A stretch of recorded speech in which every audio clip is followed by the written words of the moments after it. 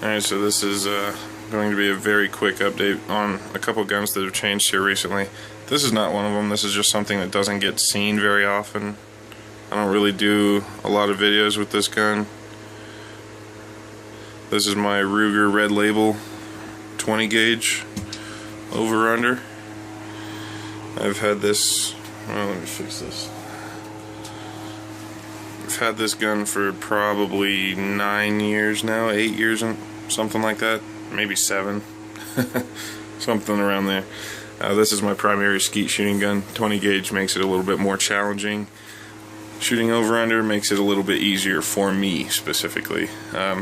This is kind of a work of art gun though. You see the extra little details. You can see a little bit of etching, kind of making this rounded out and whatnot. It just won't focus. There we go. You can see a little bit of etching. Real minor, very simple design, very effective. One small difference with my AR. This is my only AR currently. This is my 10.5 inch.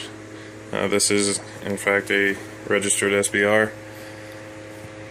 I am the manufacturer. I did not buy it like this. I built it.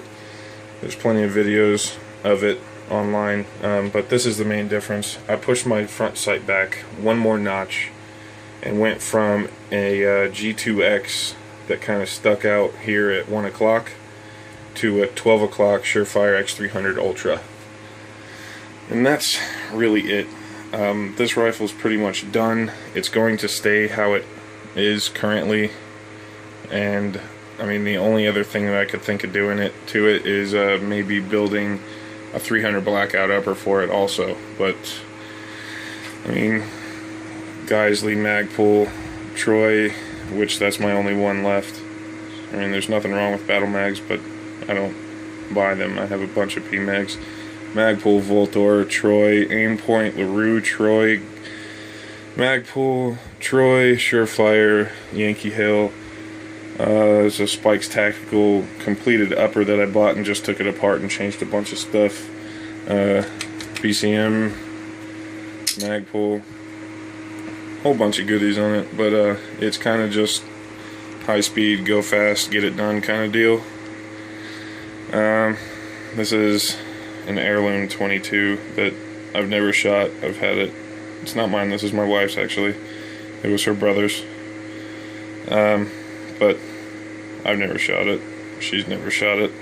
Maybe take it out next time. Make sure it works. My Dark Earth Glock 17. I now have about 1,000 rounds through it. I have put this backstrap back on. If you noticed, I kind of like it. It rocks an X300 pretty much all the time. And all that I've done to it outside of that is putting an orange dot in the front sight. That's a factory front sight. It just has an orange paint pen dot, extended magazine release, and a trigger job, and that's pretty much it. And it runs amazing. I can keep about 3 inches at 50 yards, shooting relatively quick. Emphasis on relatively. I'm not a pistol shooter, I'm a rifle guy. Only other thing to update is this guy. This is a Remington 1100. I just acquired it. I have not shot it.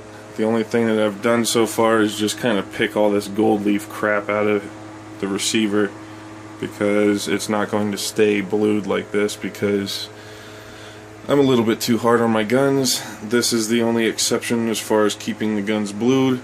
This is all slick blued. I keep silicone on it so it doesn't rust, but it's going to either just get painted or Cerakoted.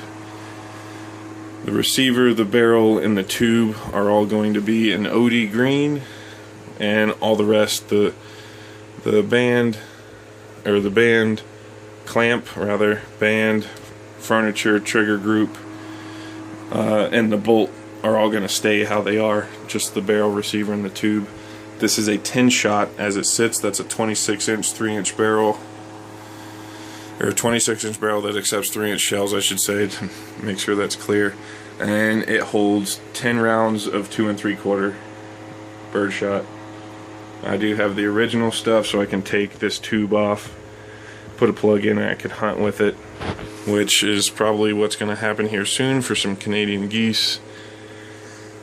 But like I said, I haven't even shot this one yet. I know I'm going to have some tuning because this is the 3-inch Magnum barrel. It's only got the one gas port in it, so I may have to open that gas port up or replace the barrel, one or the other. This stupid design that Remington has, you can't just feed the shells in, you have to depress this button to get the gate to open. That's got to go. Need a bigger charging handle. This thing is just way too small. I mean, it'll function right now. I'm not too concerned with it, but I need something a little bit more, I'll say tactical. But that's it. That's all my updates here recently. So, see you later.